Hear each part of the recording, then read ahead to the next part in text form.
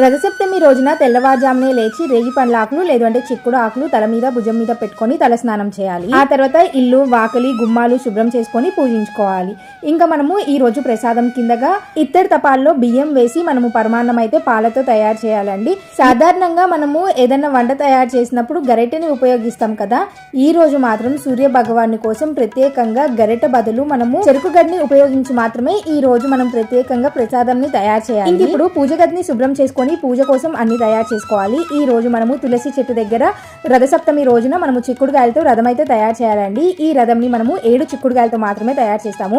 ఇట్లా చిక్కుడుకాయలతో రథం తయారు చేసి పసుపు కుంకంతో అలంకరించాలి. సూర్య భగవాన్ని కొలవటం కోసము మనము ఇట్లాగా పువ్వుకి పసుపు కుంకం పెట్టుకోవచ్చు. లేదు అంటే రూపాయికాయని శుభ్రం చేసేసి దానికి కూడా పసుపు కుంకం పెట్టుకొని మనము సూర్య భగవాన్ లాగా కొలుచుకొని పూజించవచ్చు. ప్రసాదంని మనము చిక్కుడాకుల్లో కొంచెం పరమాన్నము రేగి పండ్లు అలాగే కొంచెం చెరుకు గడ్డను కూడా పెట్టి ఈ రోజు నైవేద్యంగా సమర్పించాలి. 7 గుర్రాల కిందగా 7